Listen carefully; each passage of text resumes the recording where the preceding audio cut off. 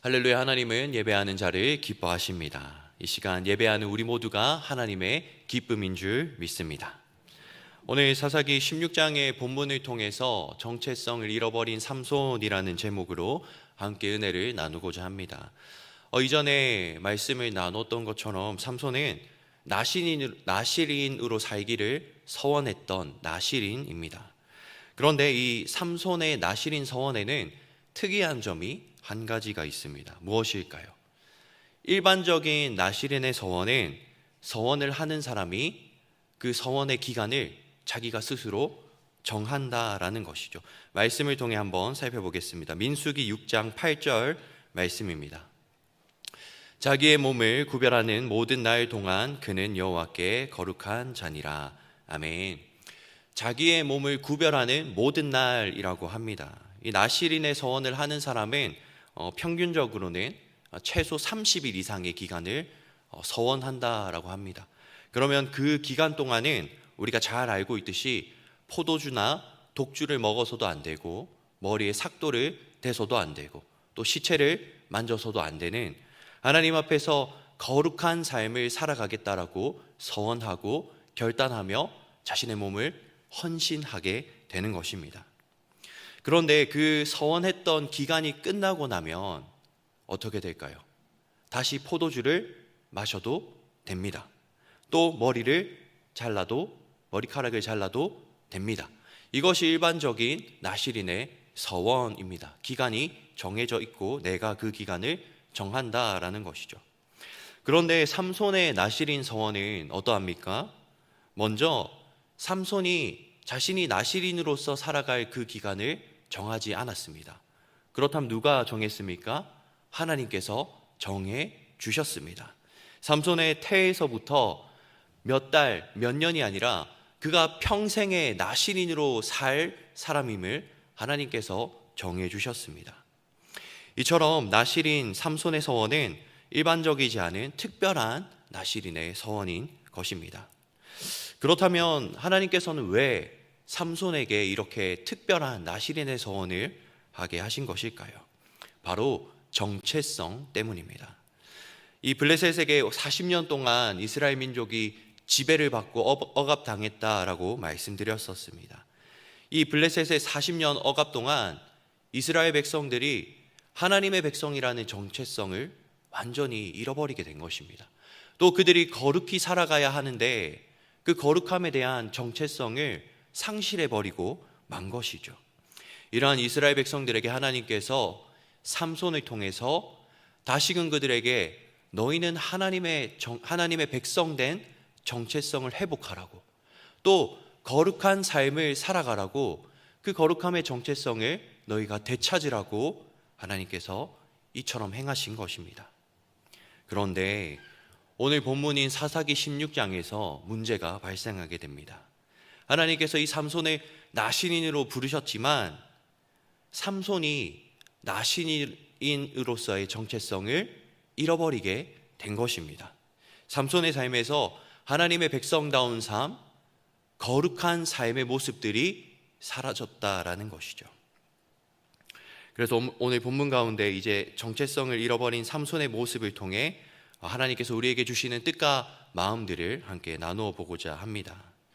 첫째로 정체성을 잃어버린 삼손은 잘못된 선택들을 했습니다. 오늘 본문의 4절 말씀 함께 합독하시겠습니다.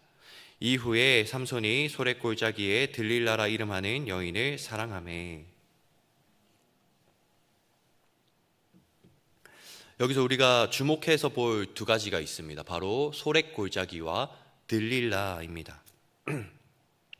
이 삼손이 소랫골짜기라는 곳을 갔습니다. 이 소랫골짜기가 어떤 곳이냐?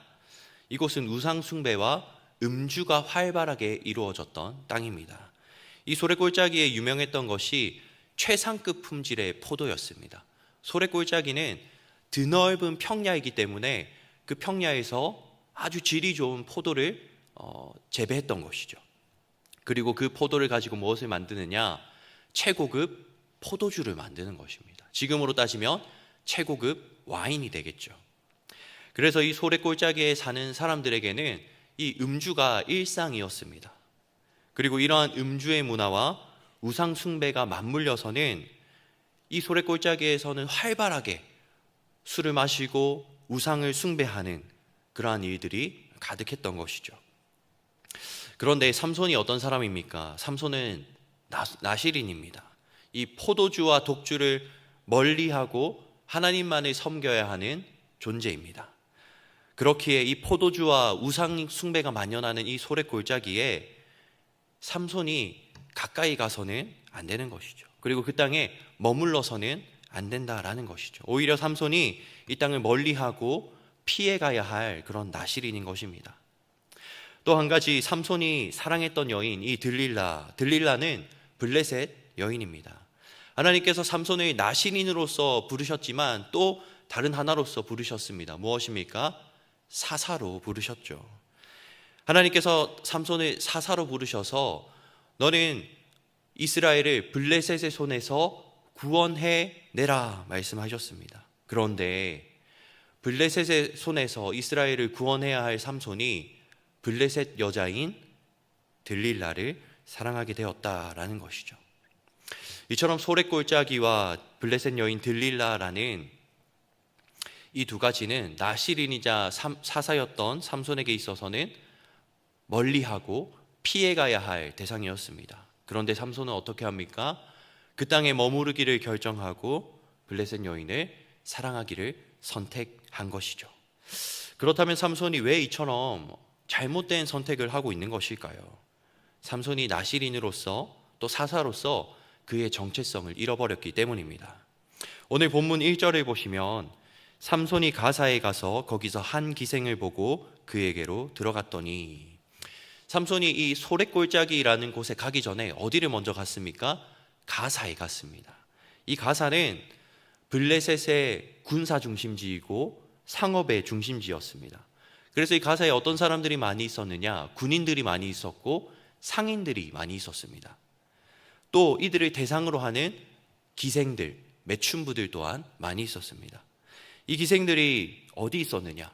성문 입구에 있었고 거리 곳곳에 있었고 우상을 숭배하는 신전 창기로 있었습니다.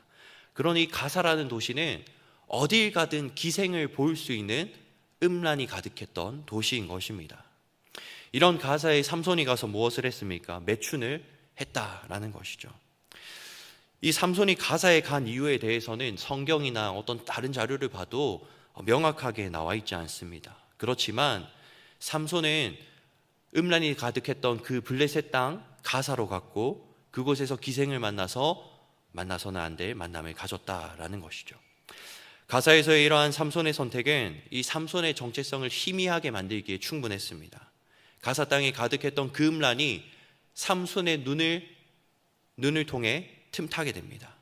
또 그 음란이 삼손의 발걸음을 이끌어서 기생에게로 향하게 했습니다. 그렇게 삼손은 음란에 물들이게 된 것이죠. 그렇게 블레셋의 음란이 삼손에게 틈타고 스며들어서는 이 삼손 안에 있던 거룩함의 정체성, 그리고 하나님의 백성된 그 나실인의 정체성을 삼손으로부터 잃어버리게 만든 것이죠. 이러한 정체성의 상실이 이 소래골짜기와 들릴라라는 또 다른 잘못된 선택으로 이어지게 된 것입니다. 이러한 모습들은 비단 오늘 말씀 가운데 삼손뿐만 아니라 우리의 삶에서도 동일하게 나타납니다. 우리 또한 하나님의 백성이라는 그 정체성, 또 거룩함의 정체성을 잃어버리게 될 때 잘못된 것을 선택할 수 있으며 잘못된 길로 들어설 수 있다라는 것입니다. 한 고등학교 3학년 학생이 있었습니다. 이 고등학교 3학년 학생이 고3이 되자마자 방과 후에 교회에 와서 기도를 하기 시작했습니다. 매일 밤 10시가 되면 이제 야간 자율학습이 끝나고 교회에 와서 매일 30분씩을 기도했습니다. 이 학생이 수능 전날까지 한 번도 빠지지 않고 성전을 찾아 기도했습니다. 그렇게 열심히 기도하고 또 열심히 공부한 결과 본인이 목표했던 대학에 진학을 했습니다. 그리고 이 학생 이후로는 이 중고등부에 한 가지 전통이 생겼는데 고3이 되면 너도 나도 할 것 없이 다 야자가 끝나면 교회에 와서 기도를 하기 시작하는 것입니다. 그런데 이 학생이 대학에 진학해서 첫 학기가 끝나고 여름 방학이 돼서 이제 본 교회로 내려왔습니다.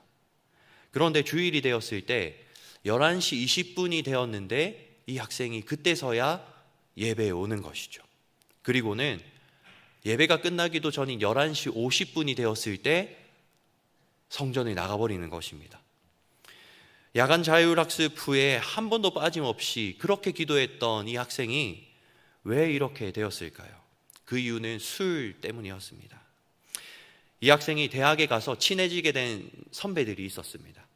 이 선배들이 수술날이라는 모임을 만들었는데 수요일은 술 마시는 날이라는 모임입니다. 그 모임에 이 학생을 꼬드긴 것이죠. 야, 너도 우리 같이 수술날 한번 가자. 가서 한잔해. 이렇게 꼬드긴 것입니다. 이 학생이 처음에는 저 저녁에 교회 가야 돼요. 저 수요일 저녁에 예배 드리러 가야 됩니다 하고 거절을 했습니다. 그런데 선배들이 계속해서 딱 한 번만 오라고 와서 안 마셔도 되니까 그냥 오면은 분위기가 너무 재밌어질 것 같다고 너가 와야 된다고 계속 꼬드기니까 한 번만 가자. 선배들이 얘기하는데 한 번만 가자 해서 이 수술날 모임에 가게 된 것이죠. 그렇게 가게 된 모임에서 분위기에 휩쓸려서 결국 술을 한 잔 하게 되고 그 술이 한 잔이 되고 두 잔이 되고 나중에는 선배들이 야, 교회야 우리야 라고 물으면서 이 학생을 계속 그 수술날 모임에 끌어들였던 것입니다. 결국 이 학생은 예배가 아닌 술을 선택하게 되었고 예배보다 그 술자리를 더 사랑하게 되면서 예배 생활과 신앙이 무너지게 되고 그 안에 있었던 하나님의 자녀된 정체성, 거룩함의 정체성마저 잃어버리게 된 것입니다. 이후로 이 학생이 예배와 술자리 둘 중에 무엇을 선택하며 살았을까요? 안타깝게도 술자리를 택하면서 이후로는 방학 때에도 예배의 자리에서 이 학생을 볼 수가 없었습니다. 이처럼 하나님께서 우리에게 주신 정체성, 이 하나님의 백성된 정체성, 그리고 거룩함의 정체성이 무너지게 되면 우리의 삶이 하나님보다 나의 즐거움, 또 나의 만족을 선택하게 되는 것입니다.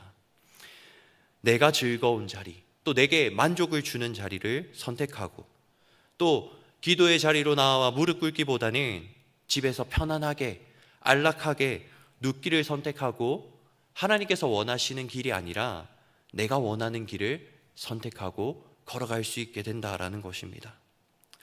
바라기는 오늘 말씀 앞에 서 있는 우리 모두가 이 하나님의 자녀된 정체성, 거룩함의 아이덴티티를 잃어버리지 않길 축복합니다.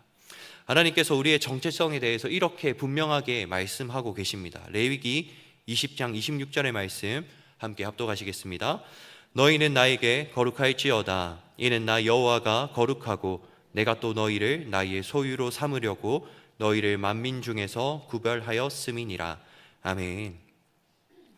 이처럼 하나님은 우리를 거룩함으로 또 하나님의 소유로 또 하나님께서 구별한 하나님의 백성으로 삼으셨습니다. 이것이 바로 우리의 정체성입니다.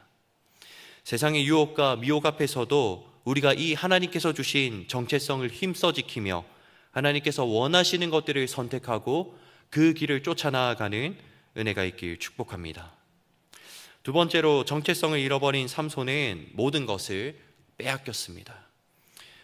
삼손은 이 들릴라를 진심으로 사랑했습니다. 그러나 들릴라는 그렇지 않았습니다. 오늘 본문 5절을 보면 블레셋 사람의 방백들이 그 여인에게로 올라가서 그에게 이르되 삼손을 깨워서 무엇으로 말미암아 그 큰 힘이 생기는지 그리고 우리가 어떻게 하면 능히 그를 결박하여 굴복하게 할 수 있을는지 알아보라. 그리하면 우리가 각각 은 1,100개씩을 내게 주리라 하니.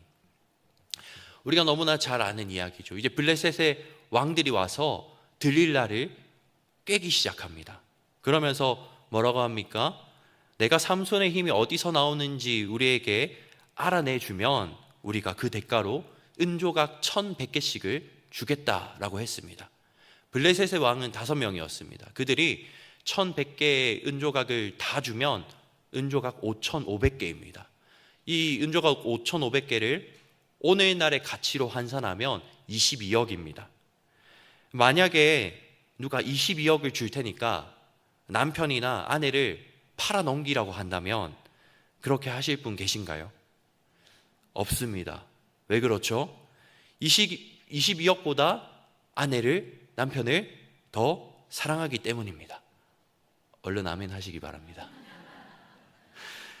그런데 이 들릴라는 삼손이 아니라 돈을 택했습니다. 삼손보다 돈을 더 사랑했다라는 것이죠. 그렇게 들릴라는 삼손을 깨웠고 결국 삼손의 힘이 머리카락에서 나온다라는 사실을 삼손에게서 듣게 됩니다. 17절의 말씀을 함께 합독하시겠습니다. 삼손이 진심을 드러내어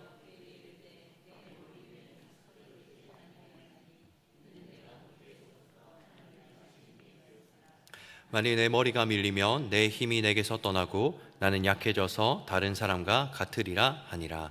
아멘. 삼손이 들릴라가 계속해서 이 힘의 비결을 알려달라고 조르니까 본문을 보면은 결국에는 자신의 진심을 드러냈다라고 되어 있습니다. 이 진심이라는 말이 히브리어 원어로는 마음 또는 심장이라는 뜻을 가지고 있습니다. 그러니 지금 삼손은 들릴라에게 내 힘이 내 머리카락에서 나온다라는 이 말을 하는 것이 마치 자신의 마음을 다 내어주는 것, 자신의 심장까지도 내어준다, 드러냈다라는 것을 우리가 알 수 있습니다. 그렇게 삼손이 자신의 마음, 자신의 심장까지 들릴라에게 내어주었을 때 어떤 일이 일어났습니까? 19절을 보시면 들릴라가 삼손에게 자기 무릎을 베고 자게 하고 사람을 불러 그의 머리털 7가닥을 밀고 괴롭게 하여 본즉 그의 힘이 없어졌더라. 자신의 무릎에 삼손의 머리를 베게 한 뒤에 잠들게 합니다. 그리고는 삼손의 머리를 다 베어버렸습니다. 그리고 20절에 들릴라가 이르되 삼손이여 블레셋 사람이 당신에게 들이닥쳤느니라 하니 삼손이 잠을 깨며 이르기를 내가 전과 같이 나가서 몸을 떨치리라 하였으나 여호와께서 이미 자기를 떠나신 줄을 깨닫지 못하였더라. 아멘. 20절 마지막 말미에 보면 여호와께서 이미 자기를 떠나신 줄 깨닫지 못했다라고 합니다. 이 삼손의 머리카락은 나실인의 거룩함의 상징입니다. 그리고 나실인이 마지막으로 지켜야 할 나실인의 서원이기도 합니다. 최후의 보루 같은 것입니다. 그런데 삼손이 그런 머리카락마저 잃게 되었다라는 것은 삼손에게는 이제 더 이상 나실인으로서의 정체성이 남아있지 않다라는 것입니다. 그리고 그런 삼손에게서 하나님의 임재가 떠났다라고 성경은 기록하고 있습니다. 이처럼 삶의 거룩함을 잃어버리게 되면 또 하나님의 백성된 정체성을 잃어버리게 된 삶 가운데는 하나님의 임재 또한 사라지게 된다라는 것입니다. 그리고 그 가운데에 더 이상 그 삶에 하나님의 힘과 능력이 나타나지 않는다라는 것이죠.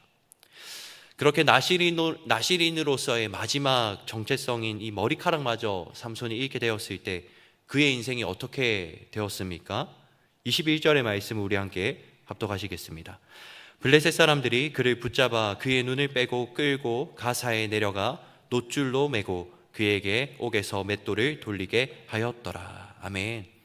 블레셋 사람들이 와서 힘이 빠진 삼손을 끌고 갑니다. 그리고 그의 눈을 빼버립니다. 그리고 감옥에 가두어 맷돌을 돌리게 하는 것입니다. 정체성을 잃어버리게 된 삼손은 이제 힘도 눈도 삶의 주도권도 모두 빼앗긴 채 이제는 의미 없이 감옥에서 맷돌만 주구장창 돌리는 인생으로 추락하게 된 것입니다. 우리의 삶에서도 이 들릴라와 같이 우리의 정체성을 빼앗아가고자 하는 존재가 있습니다. 우리의 거룩함을 빼앗아가고자 하고 하나님께로 향해야 할 우리의 마음을 다른 곳으로 향하게끔 하는 존재가 있다라는 것입니다. 누구입니까? 바로 사탄입니다. 그런데 이 사탄이 우리에게 어떤 두렵고 어떤 흉악한 모습으로 다가오는 것이 아닙니다. 들릴라와 같이 혹할 만한 것들로 매력적인 모습으로 다가와서는 우리의 정체성을 빼앗아가고 우리의 삶 가운데 있는 하나님의 임재와 우리의 삶의 주도권을 빼앗아가고자 하는 것이죠.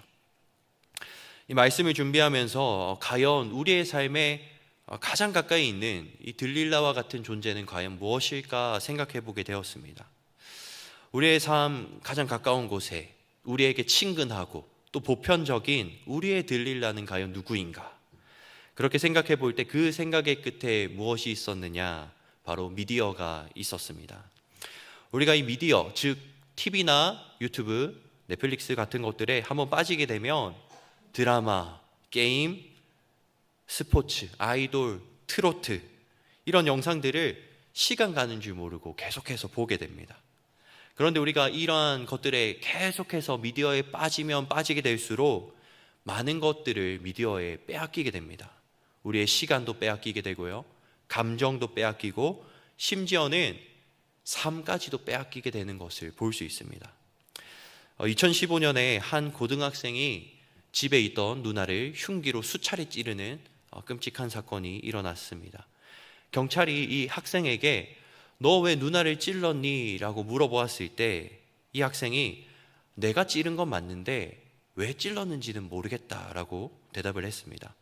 경찰이 계속해서 조사해 본 결과 이 고등학생이 거의 매일 잔인한 게임 영상을 3시간 이상 보았다라는 사실을 확인했습니다. 그렇게 게임 중독과 이 미디어 중독으로 인한 범죄로 사건의 전말이 밝혀지게 됩니다. 이 학생이 미디어의 시간을 빼앗겼고 그리고 그 감정마저 빼앗기게 되어서는 결국 삶의 주도권마저도 빼앗기게 된 것입니다.